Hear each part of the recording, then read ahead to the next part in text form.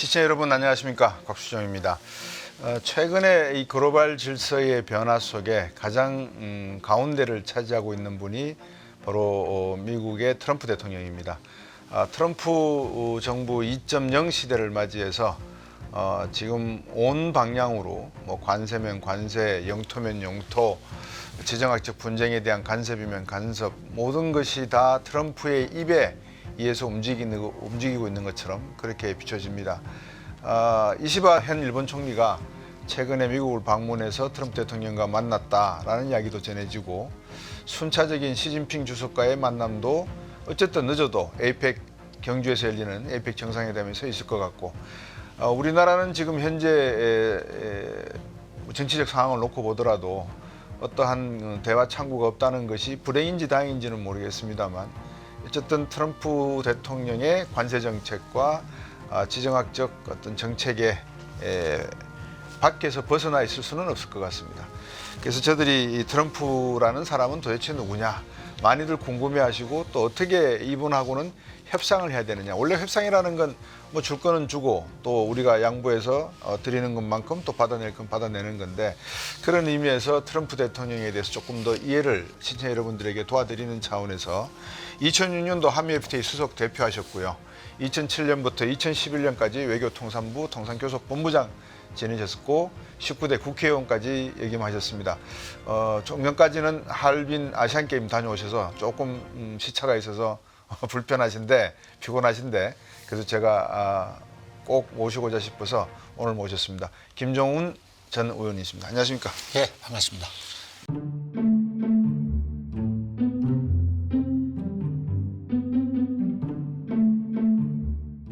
많이 피곤하시죠? 괜찮습니다. 괜찮습니다.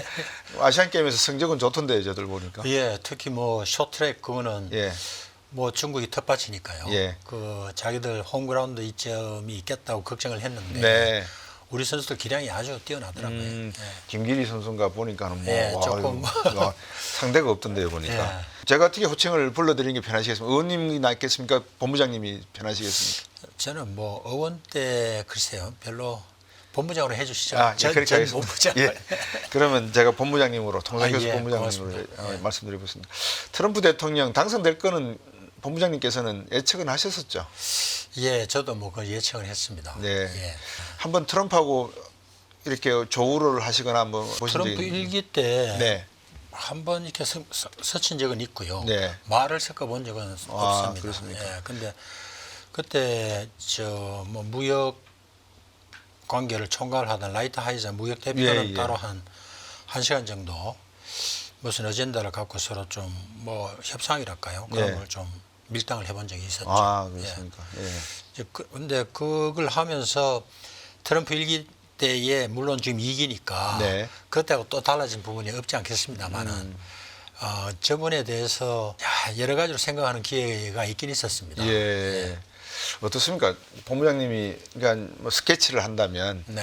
트럼프, 보통 우리가 이제 달을 별자, 보통 사람들과 다르다 이렇게 하면 이제 별종이다, 별나다 뭐 이렇게 별자를 많이 쓰고 하는데, 별나다는 의미가 어떤 건지 잘 모르겠습니다. 어떻게 보십니까? 남들하고 뭐 탁 구별이 된다 이런 구별이 된다. 뜻이 되겠죠. 예. 뭐 좋게 이야기하면 비범하다 뭐 이렇게 더 이야기를 할 수 있겠지만 네. 하여튼 여러 사람하고 이렇게 뭐 좋거나 나쁘거나 구분이 확실히 되는 그런 사람 같아요. 네. 아까 모두의 이시바 지금 일본 예. 총리 말씀을 하셨지만 네. 이제 그분이 가가지고 언론에서 여러 가지 평은 가전 아양과 그렇죠. 예. 아부를 다 떨고 예. 일본을 구해냈다 뭐 이제 이런 평들이 있더라고요. 네, 네. 뭐 우리야 뭐 사실 뭐 상대가 미국 대통령이긴 하지만 제가 아부를 해야 될 이유는 없고요. 뭐 같이 양발로 두 다리로 걷는 인간이라는 입장에서 이렇게 그분을 보면 돈도 많이 벌고 네. 또 다른 나라도 아닌 미국이라는 큰 나라에 한 번도 아니고 두 번을 대통령을 하니까 분명히 좀 별나고 구분이 되시는 비범한 분인 거는 맞는 것 같아요. 네. 그런데 이게 뭐 우리가 다 천상에 사는 게 아니고 다 속세지 않습니까? 네. 속세에 살면 속물이라고 하는데 예. 그래도 다들 이제 뭐 속물이 되지 않기 위해 가지고 인격 도야도 하고 네. 그다음에 수신도 하고 그러지 않습니까? 그렇습니다. 근데 어느 면으로 봐도 조금 뭐 인품이라는 측면이나 뭐 수신을 했다는 측면에서는 그렇게 본받을 사람은 아닌 것 같아요. 그렇습니다. 저는 그런 말을 한 만들어 봤었습니다. 그러니까 정치인이면서 연예인 같은 폴리테이너 뭐 이런 식으로 제가 예. 한번 만들어 봤었는데 쇼맨십이 강한 듯 하지만 그 쇼맨십 뒤에는 숨겨놓은, 그러니까 많은 사람들과 대화를 해서 가지고 있는 결론은 가지고 있는 거 아닌가. 저 결론을 어떤 식으로 표현하는가, 그 표현 방법에 있어서 조금 쇼맨십이 있는 것 같기도 하고 별나기도 하고 비범하기도 하고 종잡을 수가 없는 게 저분의 특징이 아닌가 하는 생각도 해봤거든요. 예. 예, 그런 부분이 있겠네요. 뭐 동의를 하고요. 그런데 예. 다른 어떤 정치인이 미국 아닌 네. 그런 사람이 전 똑같은 스타일로 했다가는 예. 그 저렇게 지속적으로 평가를 받거나 예. 아니면 다른 측면에서 또 뭐 괜찮은 부분이 있다고 그렇게 평가받기 힘들 것 같아요. 예. 큰 나라의 미국 대통령이니까 저런 전략과 전술을 쓸 수 있는 거지. 뭐 보통 미국 아닌 다른 나라의 어떤 뭐 지도자가 뭐 저런 형태의 그 뭐랄까요, 막 자충우돌식 또는 뭐 아나무인식 네. 뭐 이런 걸로 해가지고는 그 외톨이 되기 딱 좋죠. 예. 네. 누가 그런 말 들어주겠습니까? 본부장님이실 때 한미 FTA 교섭도 하시고 하시면서 물론 뭐 백악관 쪽도 많이 관계를 하실 수도 있는데 주로 외교 통상 쪽은 의회 쪽하고 많이 관여를 하셨을 거 아니겠습니까? 의회는 마지막에 이제 비준 동의를 받을 동의를 때, 받기 위해서. 예. 그 당시가 2006년 이후인데 저도 그때 워싱턴 DC에 아. 피터슨 IIE에 있었습니다. 아, 그러셨습니까? 예, 예. 그때 있었는데 뭐 본부장님의 활약상에 저도 이제 많이 들었고 네. 고생 많이 하신다는 이야기도 들었는데 문제는 이제 이 결국은 무역이라고 하는 게 WTO 체제 하에서 다자간으로 가다가 미국의 이해관계에 따라서 양자간 또는 이해관계자들 간의 무역 정책으로 바뀌었지 않습니까? 예. 그 다자간 무역 협상에서 양자간 이런 무역 협상 체제로 바뀌면서 미국은 그래도 그 글로벌 프레임이라고 하는 무역 협상이라고 하는 그 테두리 안에서 이렇게 자기의 이해관계를 취하려고 했는데 트럼프 대통령이 임기를 시작하면서 1기 때부터 느닷없이 관세 이야기를 많이 하기 시작을 했습니다. 그러다 보니까 이제 뭐 미국, 캐나다, 멕시코, 나프타도 뭐 탈퇴하겠다 이야기도 하고 심지어 뭐 나토도 뭐 방위 분담 제대로 안 하면 우리 나오겠다 그러고 파리 협약도 탈퇴를 해버리고 국제 간에 또 의회에서 비준을 한 이런 국제 간의 약속까지 대통령이 행정명령으로 던져버리는 것이 과연 미국이라고 하는 강대국의 위상과 지위에 걸맞는 대통령의 역할인가. 뭐 그런 신뢰관계에 있어서 약간 좀 문제가 생길 수도 있지 않나 하는 생각이 듭니다. 그러게요. 뭐 근데 그게 트럼프 대통령 뭐 지금 두 번째 1기 때에 아주 두드러지게 여러 가지 뭐 케이스에 그런 게 나타났지만은 네. 사실은 미국 외교 역사를 보면은 그런 일은 몇 번 있었죠. 네. 예, 몇 번 있었는데 제 기억에 국제형사재판소 뭐 네. ICC라 그러죠. 네, 네. 그런데도 미국이 국익이 걸려 있는 경우에 ICC라는 좀 뭐랄까요, 미국의 주권이 미치지 않는 재판소에 가서 재판 받을 일 그거 없다. 네. 그 가입을 안 하는 거죠. 그 다음에 WTO를 가입을 할 때도요. 네. 그 미국 상원에서 미국이 만약 WTO 그 분쟁 해결 절차에서 3번 패배를 하면 네. 3 strike out이다, 우리 나온다. 네. 뭐 그런 조건을 걸고 이렇게 상원 인준을 하고 이제 그랬던 게 있거든요. 네. 그러니까 미국은 자기들이 생각하는 어떤 정의, 네. 뭐 국제사회에서의 미국의 어떤 국익, 뭐 이런 것들이 다자간에 섞이면서 흠집이 날 때는 뭐 네. 그건 가차없이 들어가지 않거나 네. 빠지거나 뭐 이제 그런 예. 게 아닌가 싶어요. 예. 근데 이제 제가 뭐 어줍지 않은 지식이지만 이렇게 뭐 책을 몇 권 읽고 이러다 보면 2차 세계대전 대공황 직전에 네. 그때 대서양을 사이에 두고 미국과 유럽 간에 엄청난 관세 전쟁이 벌어졌다는 이야기를 제가 읽은 적이 있습니다. 뭐 60%, 40% 이상 막 서로 주거니 받거니. 그래서 이게 이제 트럼프 대통령이 내세우는 게 관세인데 네. 관세라 그러면 뭐 본부장님도 상식적으로 일반인들도 다 아시는 내용이거든요. 수입 물가 올라간다. 그러면 판매 물가, 소비자 물가 올라간다. 인플레이션 발생한다.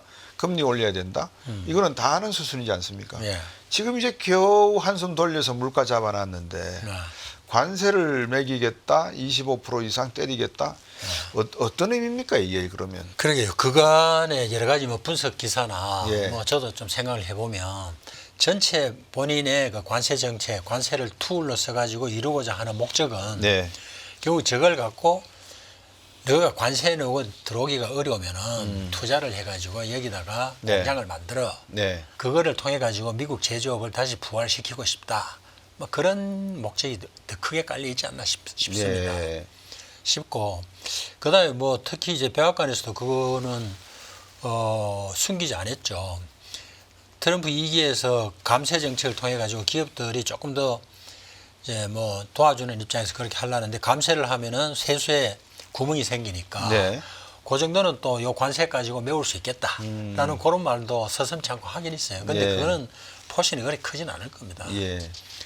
그다음에 마지막으로 뭐 조금이라도 그래 하면은 무역 적자를 그 뭐 개선하는 데 좀 도움이 되지 않을까 이제 이런 이야기인데요.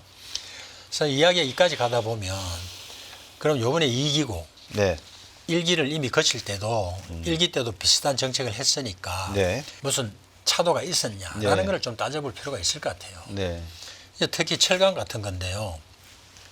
뭐 1기 때도 철강을 막 이렇게 여러 나라에 이래가지고 우리도 그러면은 뭐 25% 두드려 맞는 것보다 물량을 줄일게 해가지고 이제 수량 규제를 받았지 않습니까? 네. 이제 쿼타로 묶인 거죠. 많은 나라가 이제 그렇게 하고 그게 아닌 나라들은 25% 이제 관세를 맞고 들어갔는데 그러면 그렇게 해가지고 미국의 철강 산업이 좋아졌냐? 네. 좋아졌다고 평가하는 사람이 별로 없어요. 없죠. 예. 최근에 뭐 US 스틸 뭐 매각론도 그러니까요. 나왔다가 뭐 결국 뭐 US 스틸이 이제 이게 매물로 나온 거니까 일본이 그 먹겠다고 이제 덤벼들었다가 미국 정부에서 그 뭐 이거는 기간 산업이 안 돼 이라고 그렇죠. 이제 벤치를 맞았죠. 예.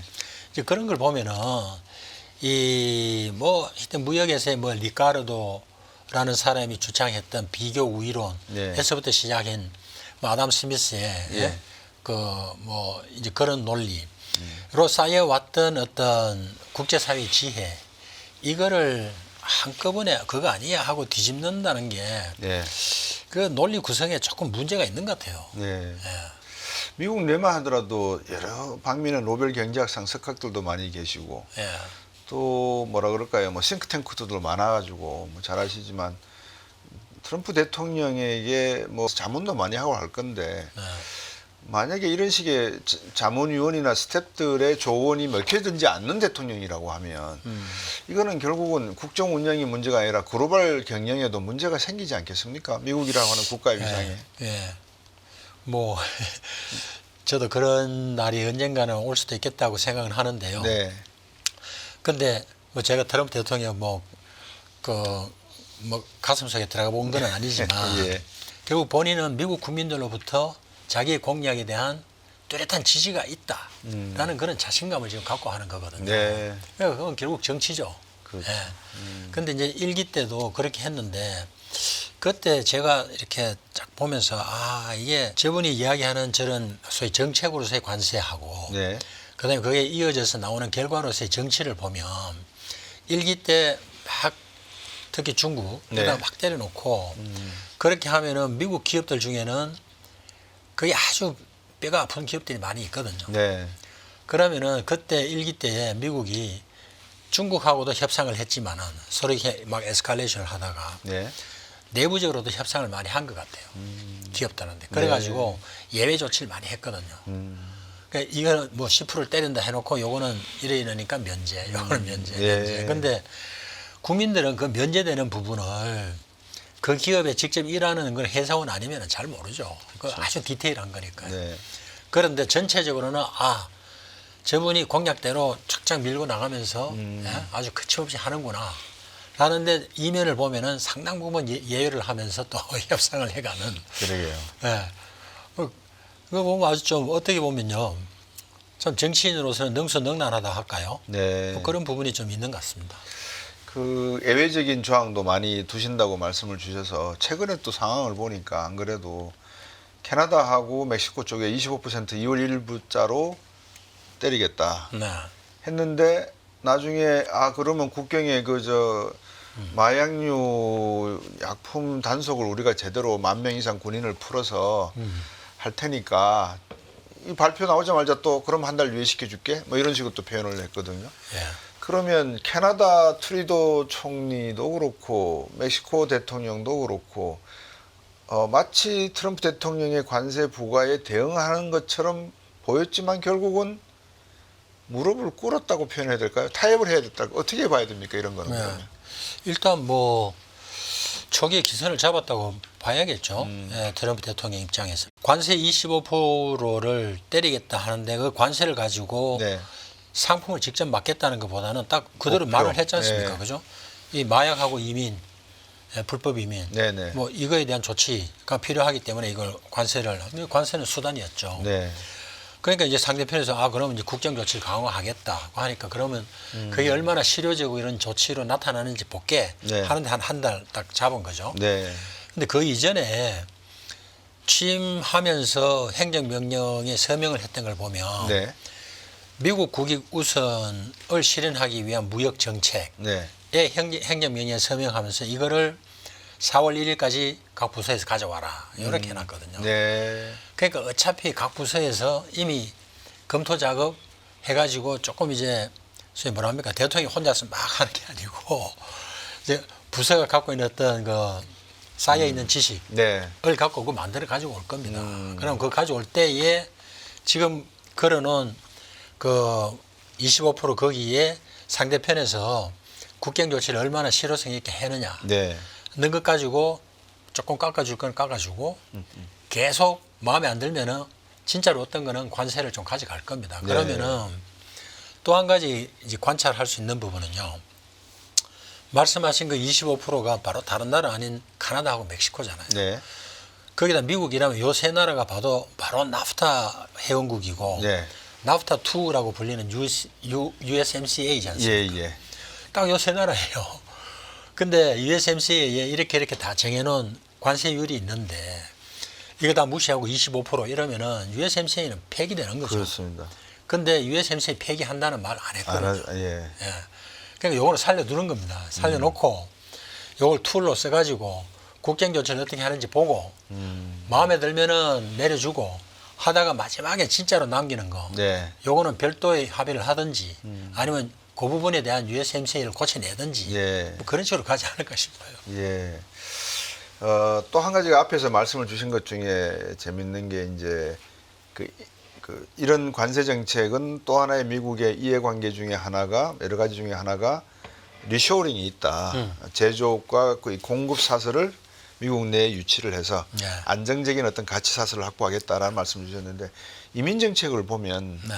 상당히 지금 뭐 한국 교포들 가운데서도 한 11만 명 이상이 불법 체류 중에 있고 추방을 당할 위기다 이런 이야기를 듣고 보면 서비스업이라든지 이 소위 불법 체류자들이 종사하고 있는 분야의 인건비 가격 상승까지 올라가게 되는 그런 역효과는 나지 않을까라는 이야기가 생각이 되는 반면 예. 에론 머스크가 또 한편으로 야 인도 애들 똑똑해 네. 한국 애들도 똑똑한 애들 많고 또 이런 맞아요. 인재들은 또 키핑을 한단 말씀입니다. 그런 거 보면 또 이중적이에요. 예. 그죠? 예. 아무런 그 서류 없이 그냥 불법 체류하는 그 좀 타겟팅하는 부분이 분명히 있을 것 같아요. 네. 예? 마약하고 엮여 있거나 아니면은 이제 그런 그 레코드가 전력이 아주 네. 조금 뭐 좀 나쁘달까요? 네. 그런 이제 몇 나라가 있죠.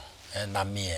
범죄자 지적을 많이 했었거든요. 그러니까요. 공약 때. 뭐 예. 그런 거 좀 섞일 것 같고 사실 우리나라가 그 사이에 이제 뭐 관세 때문에 그럴 건 아니고 오히려 바이든 대통령이 관세는 아니고 이런 중요한 미래 산업에 대해서 보조금을 이제 정책적으로 쫙 펴니까 네. 우리가 전에 투자를 한 거 아닙니까? 네. 그죠? 그래서 그런 부분은 미국도 조금 잘 유심히 봐야 될 필요가 있어요. 여러 가지 유엔 통계, 뭐 웅크타드 이런 통계를 보면 네.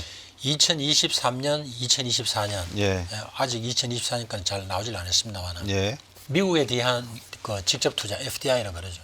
한국이 단연 1등입니다. 아, 예. 이시바 총리가 가가지고 뭐 1조 불 투자를 하겠다 했는데 아마 근데 2023년을 보면 우리가 일본보다 더 많아요. 예. 우리가 미국에다 투자한 게 그 웅크타드 통계에 보면 270억 정도 되더라고요. 예.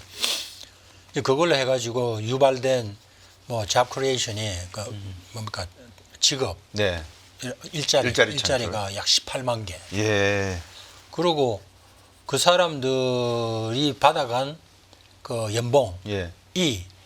그 미국의 FDI를 했는 다른 모든 공장들의 네. 평균이 8만 7천 불인가 그래요. 연봉이. 예. 근데 우리 기업들이 투자한 공장들은 10만 불이 넘어요. 예.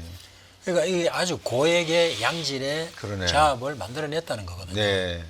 그래서 저는 하여튼 뭐 언젠가는 이제 미국하고 맞상대를 하고 그런 그 장면이 분명히 올 텐데 뭐 여러 가지로 뭐 할 말은 많죠. 근데 그 기조를 네.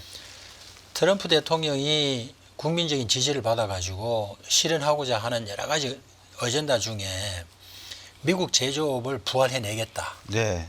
그런 강력한 의지. 우리 그거 지지하고 거기에 한국이 최적의 파트너가 될 수 있다라는 네. 메시지를 줘야 될 것 같아요. 네.